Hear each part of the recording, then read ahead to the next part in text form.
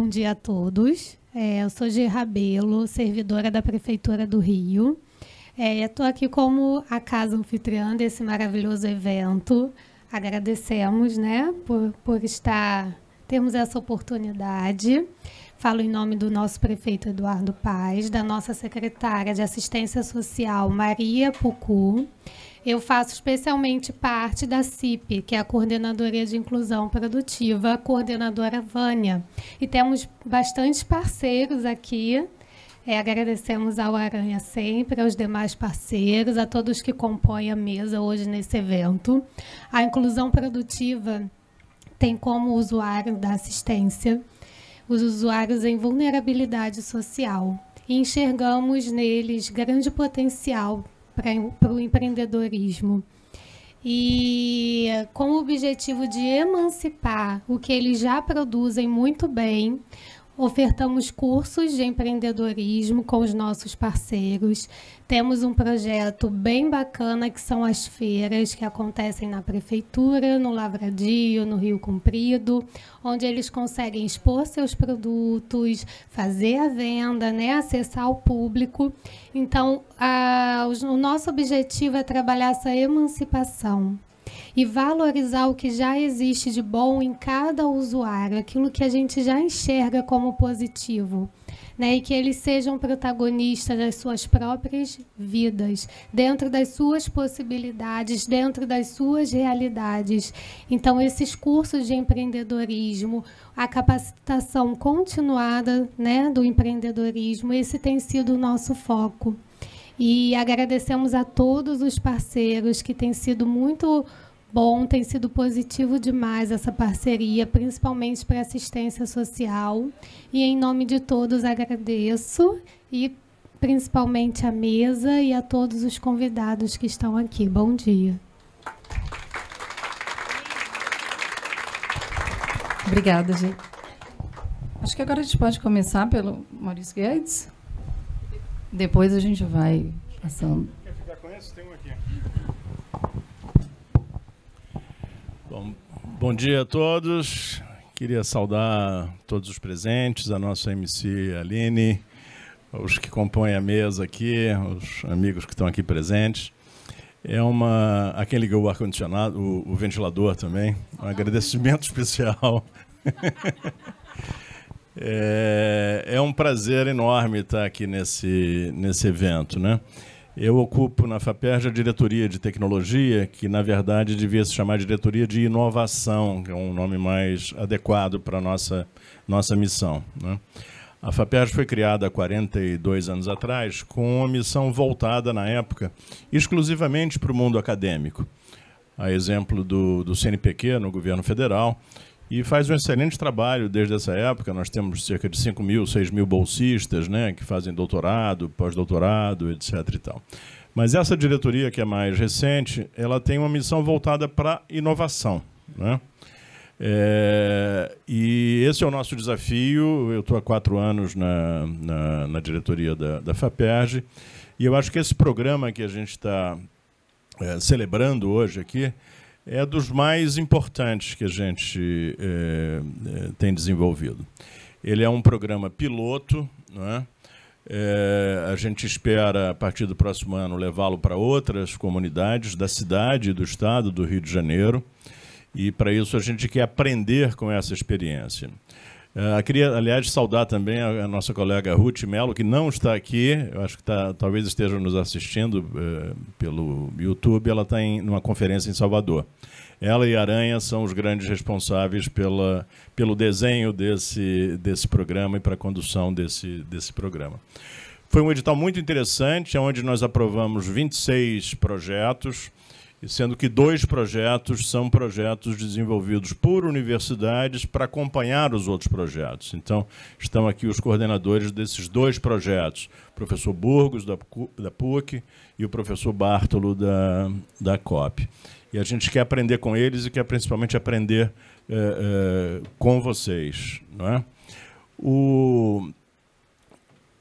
A FAPERJ tem essa obrigação de se relacionar com a sociedade, e esse é o conceito fundamental desse programa, é trazer para a Rocinha, nesse caso, né, os componentes de ciência, tecnologia, inovação e empreendedorismo. Então, a presença da professora Saras aqui é para a gente motivo de muita satisfação e uma honra tê-la aqui conosco hoje, professora Saras, né, porque a Saras representa, né, essa questão do empreendedorismo, principalmente com essa pegada social e com inovações no campo da metodologia do empreendedorismo. A Rocinha, assim como outras favelas no Rio, acho que no mundo, né, vocês estão acostumados a conviver com pesquisadores apoiados pela FAPERJ, mas acostumados tendo a Rocinha como objeto da pesquisa, né? Isso era o tradicional na FAPERJ. A FAPERJ, ao longo desses 40 anos, apoiou inúmeros programas, inúmeras pesquisas acadêmicas que estudavam a Rocinha, sob várias óticas. A diferença fundamental desse programa é que a Rocinha é protagonista.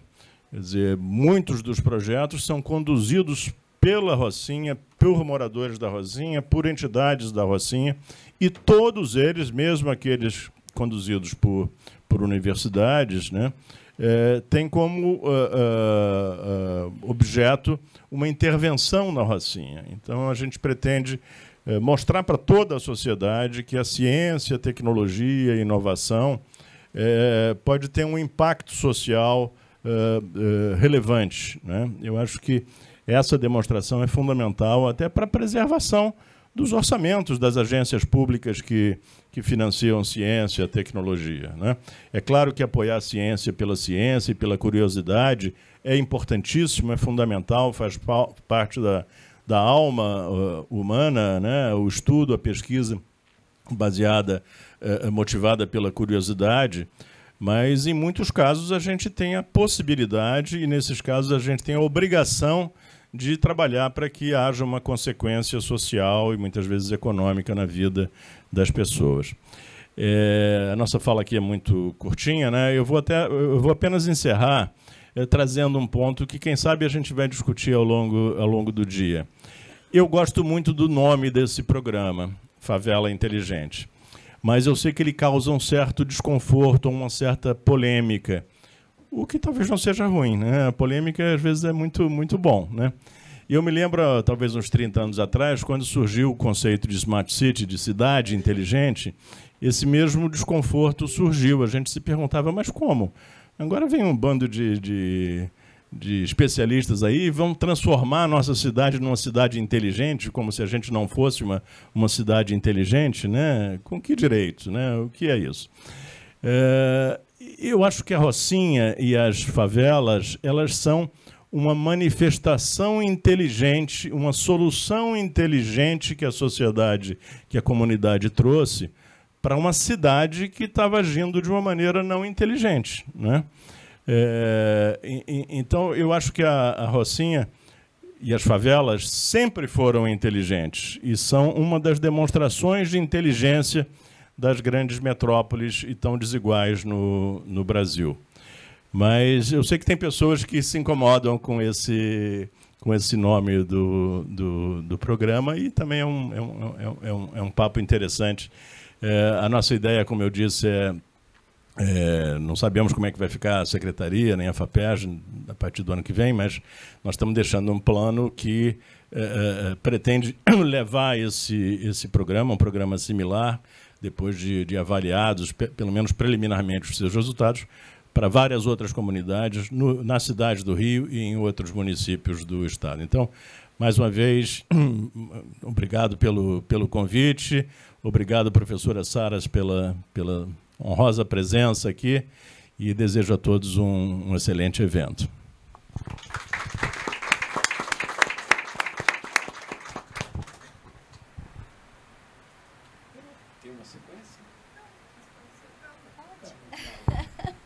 Oi, pessoal, bom dia. Quero começar aqui saudando o Pedro Júnior, filho do Pedrinho, do Carteiro Amigo, né? O Sebrae tem muito orgulho de fazer parte dessa trajetória do Carteiro Amigo desde a década de 80, né? Acho que o Pedrinho participou da primeira turma de Empretec, exclusiva para a Rocinha, saudando o Pedro. Eu saudo todos os empreendedores aqui presentes. Quero agradecer imensamente o convite da COP, tão generoso para a gente estar aqui nesse momento, sabendo da nossa tietagem pela professora Saras, né? E o nosso orgulho de nos basearmos no Effectuation para a construção de várias soluções do Sebrae voltadas aos empreendedores da base. Saudar a PUC e duas instituições, né, que são do Rio e são pérolas nossas. A Secretaria de Assistência do Rio é uma das únicas do Brasil que tem um departamento de inclusão produtiva.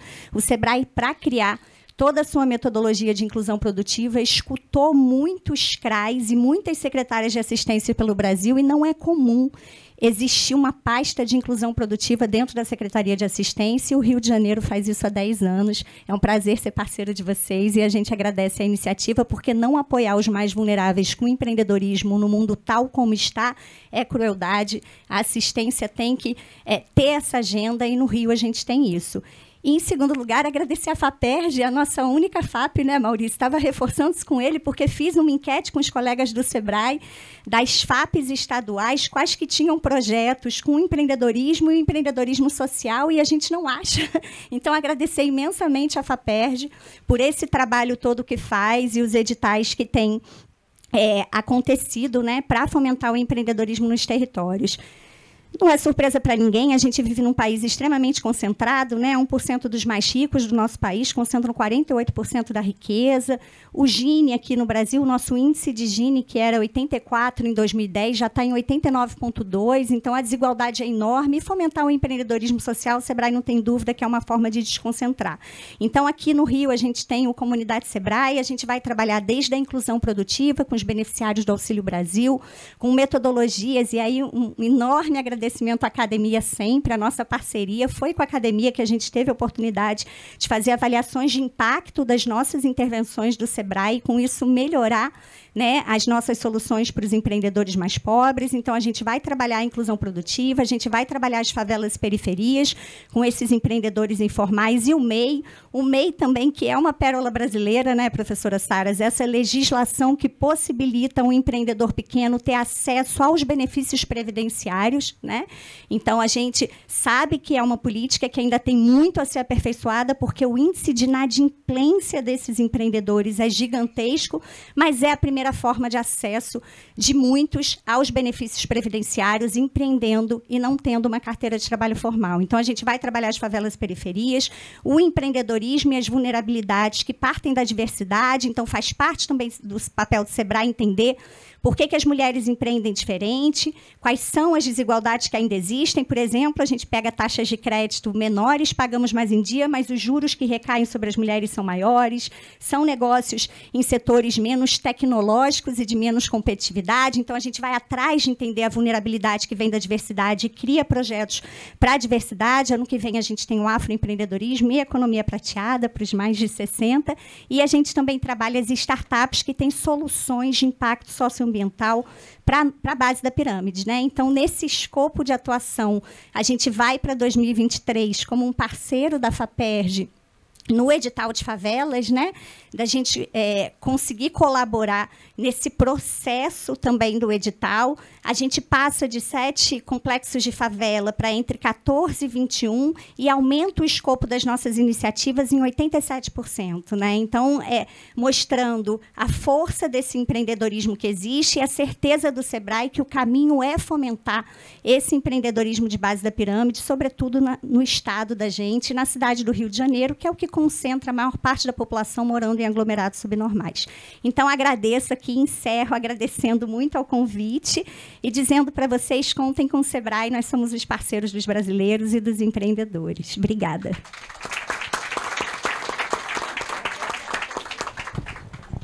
Tá aqui. Alô? Ok. Bom dia a todos. Eu vou contar um pouquinho da história, né? Primeiro, cumprimentando toda a mesa, né? O Maurício, a Carla acabou de falar bastante, a FAPERJ, as duas universidades, o professor Bartolo, professor Burgos, a assistência social, que é um grande parceiro hoje, com Maria, nossa secretária aí, através da representante dela aqui. E esse projeto eu acho interessante, até como histórico, como é que ele surgiu. Na realidade, Maurício assumiu a a diretoria de tecnologia da FAPERJ, e em contato com a Ana Ache, que era subsecretária de Planejamento do Estado e depois passou a ser subsecretária de Ambiente, eles começaram a discutir algumas ações diferentes, ligadas mais à área social, usando inovação social, etc. E Maurício e Ana me chamaram para poder ajudar nesse projeto. Eu e Maurício temos uma formação de trabalho mais ou menos parecida, que nós trabalhamos sempre com incubadoras, parques tecnológicos, ecossistemas de inovação, territórios de inovação. E aí o desafio foi o seguinte: como é que nós poderíamos pensar um território, né, uma cidade, sendo essa cidade uma favela, uma cidade, são 200 mil habitantes na Rocinha, olhando com esses conhecimentos que a gente tinha de desenvolvimento territorial, de territórios de inovação baseado nos parques, principalmente os parques abertos. Aí foi se olhando o que acontecia no mundo, em termos de benchmarks, etc., e se conseguiu conceber um modelo bastante interessante, que é um modelo de um parque aberto. Então é um parque de inovação social aberto, que na realidade não é o próprio território, é quase como se fosse uma unidade de apoio ao território, né, com uma dificuldade muito grande de fazer um modelo de governança, que é o que a gente está trabalhando bastante agora, entre os atores da tripla ou quádrupla hélice, e trabalhando muito no effectuation da professora Saras, né, quer dizer, o que nós queríamos fazer? Nós queríamos fazer algo como aconteceu em Medellín, como a gente estava imaginando, um parque aberto de território com uma unidade de apoio, e vamos fazer o quê? Vamos procurar as pessoas que a gente conhece, a gente sabe nossa meta, nosso objetivo, e começamos a montar uma rede de parceiros, de pessoas mais próximas que comprassem a ideia e tivessem a mesma visão. E isso foi feito também com o apoio da Secretaria de Ambiente do Estado, que fez uma portaria criando um grupo de trabalho.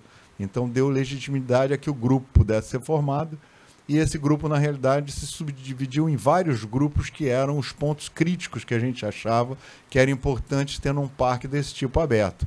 Quer dizer, não só examinar a governança, mas a parte de comunicação, a parte da informática, a parte das relações das ONGs com o território, das empresas com o território, das universidades com o território, das empresas com o território, a parte de desenvolvimento de incubadoras para dar apoio, principalmente a parte de capacitação, programas de capacitação, porque eu precisava preparar empreendedores para estarem aptos a poderem começar a iniciar os seus empreendimentos e os empreendimentos poderem crescer dentro da comunidade. E além de ajudar os empreendedores e empreendimentos, ajudar também os grupos, os coletivos sociais, que também tinham ansiedade de fazer algum projeto local. Então, eu quero mudar a praça, eu quero mexer na creche, eu quero fazer isso, né? Ou os próprios empresários que já existiam, que precisavam agregar tecnologia e inovação para serem mais competitivos. Então, esses três tipos de atores precisavam de um apoio que seria quase que um escritório de apoio para que eles pudessem escrever projetos, saber como encontrar recursos para projetos, administrar e gerenciar projetos, entregar relatórios e, de alguma forma, fazer o sistema começar a rodar. Então, esse foi um princípio básico da formulação, e nós começamos a trabalhar desse tipo. Depois de um ano e pouco, esse projeto tinha começado com uma pessoa, 2 incentivadores, que eram o Maurício e a Ana Ache, e uma grande ajudante, que era a Ruth Mello. E aí nós conseguimos passar por um núcleo duro, que hoje tem umas 7, 8 pessoas, são as pessoas que pensam bastante nas coisas que vão acontecer. E em um ano e meio, nós tínhamos mais de 150 pessoas voluntariamente trabalhando, de empresas, de universidades, de órgãos do governo, pensando, fazendo a modelagem, construindo o projeto.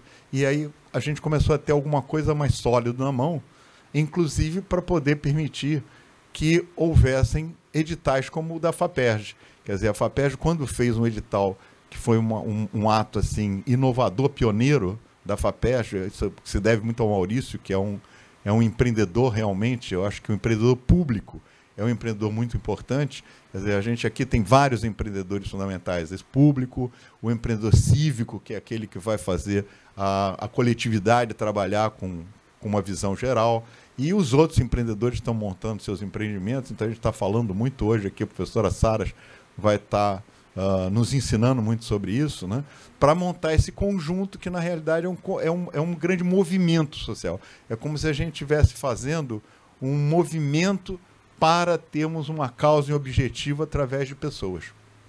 O projeto foi feito assim, não foi um projeto alavancado em recursos, como muitos projetos que existem aí, até que a própria FAPERJ, através desse ato mais pioneiro do Maurício, abriu esse edital específico para a Rocinha. Conseguimos 26 projetos, esses 26 projetos estão aqui, os professores vão falar um pouco sobre o resultado desses projetos. As coisas estão cada vez caminhando mais, conseguimos adesão, agora tem a Carla do nosso lado. A Carla sempre foi uma pessoa que lutou muito pela área social dentro do SEBRAE, ela tem um histórico muito grande nisso. Ter a Carla junto agora é também uma grande parceria. A Secretaria de Assistência Social agora também se incorporando e pensando, né? Na realidade, essas entidades, eles têm na mão o que eu chamo de laboratórios de experimentação, que não são usados como laboratórios. Eles são usados como prestação de serviço, mas eles poderiam ser vistos também como locais de estudo e desenvolvimento de novos conhecimentos. Então, quando a gente olha um prédio desse, a gente vê o CRAS, a gente vê a saúde, a gente vê a capacitação e etc., não só olhar isso como uma prestação de serviço à sociedade, mas o que eu posso aprender nessa prestação de serviço e as necessidades dessas pessoas que utilizam esse serviço, para poder desenvolver novos produtos, novos serviços, novos empreendimentos e dar oportunidade às pessoas. Então, o parque, na realidade, é isso, né? É essa unidade virtual de apoio. Nós estamos numa fase hoje de consolidação, vocês vão conseguir ver alguma coisa aqui. Certamente, os dois próximos passos, as duas grandes âncoras agora para a consolidação do parque, vão estar ligados à parte de comunicação, que é fundamental, os 3 tipos de comunicação, o interno dos próprios moradores da favela, a comunicação institucional, de prestação de contas, transparência do que está acontecendo, e a comunicação internacional para dar visibilidade ao projeto, captação de recursos e conseguir ajudar essa roda aí fazendo captação aí para os empreendedores.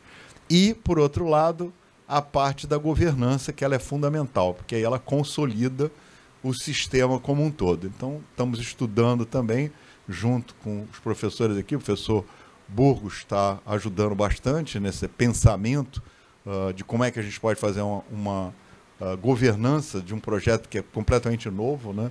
A gente não está falando de um parque fechado, né, com porta e atores controlados. E essa ajuda da universidade, que é o que eles vão falar aqui, ela passa a ser fundamental. O professor Burgos, o professor Bartolo, a professora Dália começaram, de alguma forma, a trocar informação, que são institutos de pesquisa social, e a observar o que estava acontecendo na nossa cidade, nas nossas favelas, e isso tem dado um resultado muito grande, que é praticamente uma formação de uma rede, que outras universidades vão poder se agregar e o conhecimento começa cada vez a ser maior, mais gente se interessando, mais portas para os seus dissertações de mestrado, suas teses de doutorado, abertura de portas para o pessoal local. Então, eu acho que isso é o parque. Tá?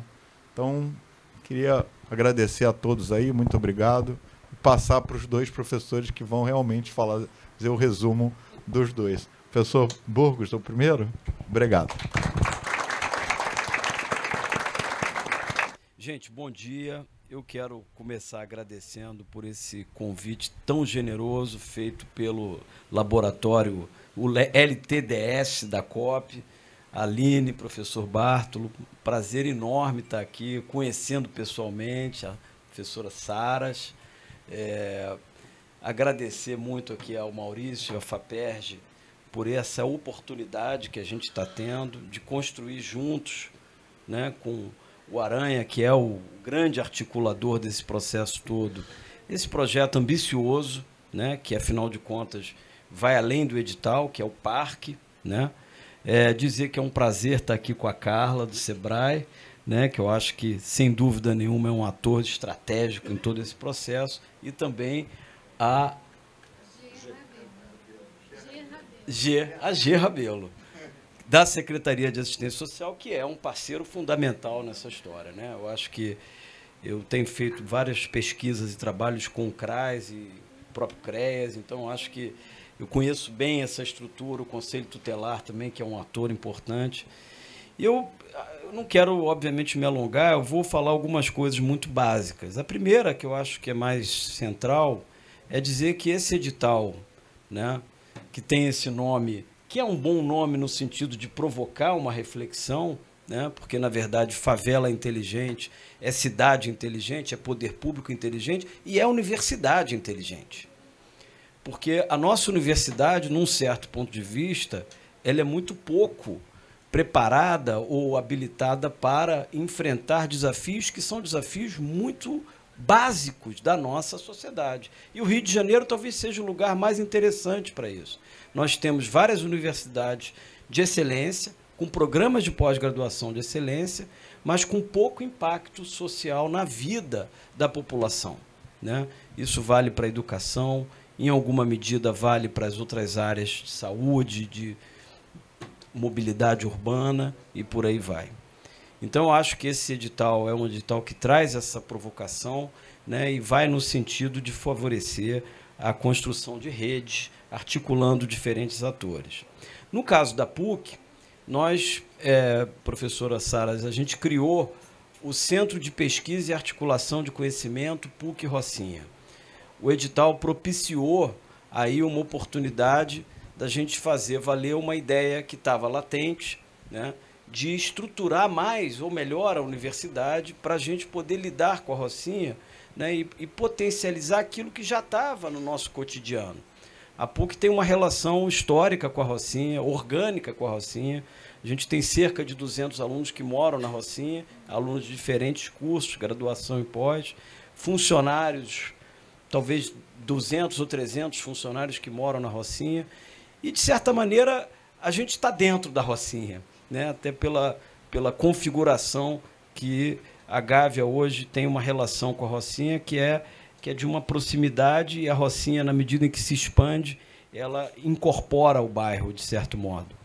Então, no entanto, nós não tínhamos, até aqui, uma organização mais estruturada para lidar com a Rocinha. Porque, para isso, precisa organizar, precisa articular. A gente está hoje com 14 departamentos das mais diferentes áreas envolvidas nesse projeto.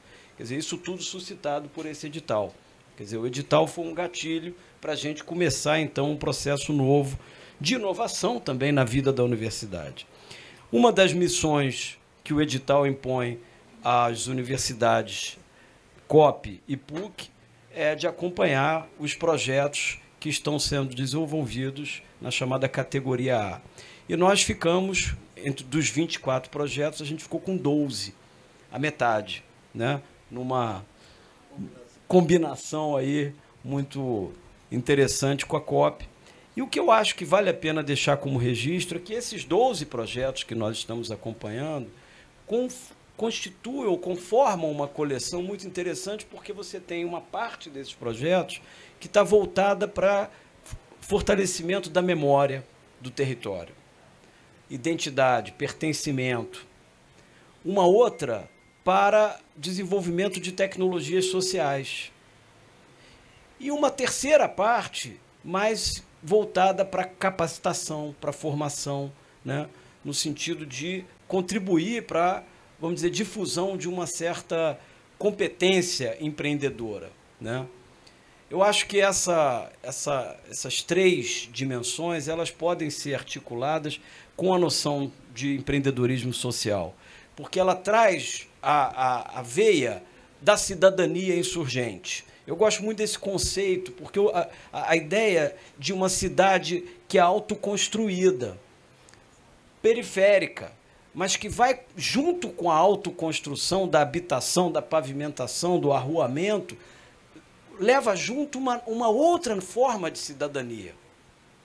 Uma cidadania de conquista, de disputa, de afirmação da identidade dos territórios, que é a partir dela que você disputa a cidade. Então, eu acho que a gente está diante desse tipo de articulação, e a Rocinha, como vocês aqui, a maioria aqui moradora ou que trabalha e conhece bem a Rocinha é um lugar privilegiadíssimo para isso, pela história que tem. A Rocinha não está aqui no coração da Zona Sul, né, à toa, ela está porque conquistou isso, né? Disputou e conquistou isso. E aí eu concluo chamando a atenção para algo que a professora Saras vem trazendo, né? Eu estou ainda iniciando né, agradeço a COP por ter me apresentado o seu trabalho e eu estou encantado com ele.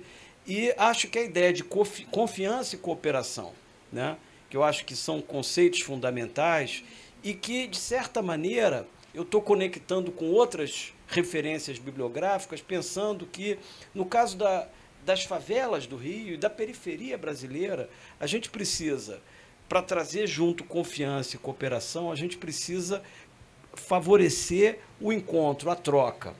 Então, tem 3 dimensões que são estratégicas, que as políticas públicas precisam olhar. A primeira delas é mobilidade, né? A mobilidade é fundamental para que você possa, né, de fato, circular. Isso é fundamental principalmente para os jovens, né?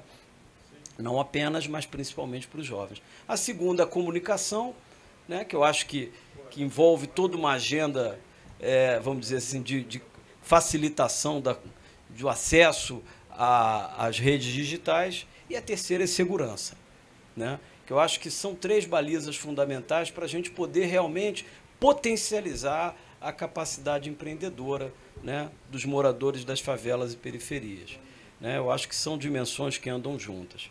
Então, gente, eu agradeço aqui pela oportunidade. Vou passar a palavra aqui ao meu colega Bartolo. Obrigado. Primeira coisa, dizer assim para vocês que eu estou muito feliz de estar aqui. Essa é a primeira coisa que eu tenho para dizer e ela talvez seja a coisa mais importante do meu lado, né? Porque não é em qualquer encontro que a gente está feliz. Tem vários encontros que a gente vai só por honra da firma, né? Então, mas tem encontro que a gente vai porque vale a pena. Então, e quando a gente acha que vale a pena, a gente está feliz de poder estar no lugar, né? Então, essa é a primeira coisa. A segunda é a palavra que eu já usei para designar isso que acontece aqui, agora, encontro. Eu acho que essa é a principal palavra, né? Isso aqui é um lugar de encontro. E o que vai sair desse encontro não está pré-programado, né? Vai poder sair coisa boa, eu espero e desejo, tá? Mas vai depender do tipo de interação que aconteça entre a gente, do tipo de interferência recíproca que possa acontecer entre nós. Tudo vai depender de como sejam essas interferências e essas relações daqui para frente. Então, eu queria colocar uma coisa sobre como é que isso acabou acontecendo, de uma maneira muito rápida e não tentando ser repetitivo, que é uma das coisas que eu detesto ser na vida, né? Mas com um evento itinerante em que a gente tem mesa de abertura em cada um dos lugares, a gente corre o risco de ficar falando a mesma coisa, né? Então, eu não quero falar a mesma coisa.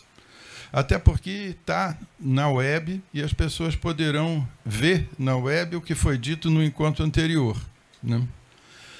O que me deu vontade de falar aqui foi uma referência a um autor que eu gosto particularmente da obra, tá? E que, em algum momento da minha vida, foi importante eu ter lido. Edward Said, que é um autor palestino, e que tem um livro que o título é Orientalismo. O Oriente que o Ocidente inventou, né? E botou dentro de uma caixinha, né? Eu acho que, com respeito à favela, acontece muito isso, uma coisa muito parecida, né? A gente inventa uma coisa e bota dentro de uma caixinha, né? E aí eu vou me apoiar no Edward Said, que é um dito dele que sempre bateu muito forte em mim, que era uma pergunta que ele mesmo respondia, que ele dizia assim: quais são as piores algemas?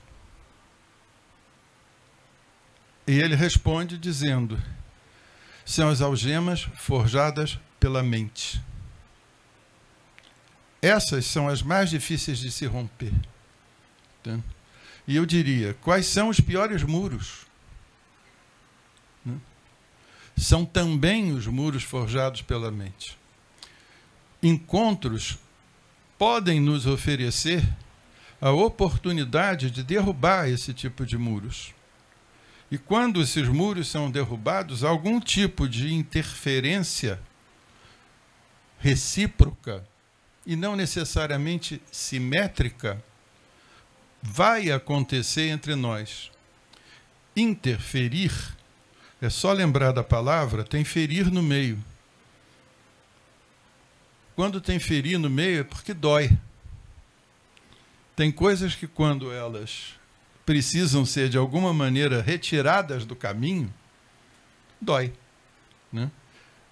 Mas o que pode acontecer depois que elas saem pode ser algo muito legal. Eu vou dar um exemplo dizendo o seguinte, e com isso eu paro, acabou, né? Esse evento, do jeito que ele está desenhado agora, é um outro evento. Numa fala, primeira vez que vou ser repetitivo agora, eu disse, porque no meio do caminho havia uma pedra. E a pedra foi a pandemia. Porque o evento estava pronto, costurado e desenhado para acontecer 2 anos atrás, de um outro jeito. Com a pandemia, ele inviabilizou-se. E ele teve que ser novamente reinventado, né? E aí novas parcerias surgiram, né? Parcerias antigas foram embora, não foram mais viáveis de ser mantidas, né? Esse projeto aconteceu, e aconteceu da gente estar nele, e aconteceu da gente articular esse projeto com o velho anterior, né? Que não tinha esse tipo de favela inteligente, projeto e tal, porque isso aconteceu depois. Tá? Então, eu acho que a própria construção desse evento que está rolando aqui, e do jeito que ele veio a rolar, né, tem a ver com effectuation.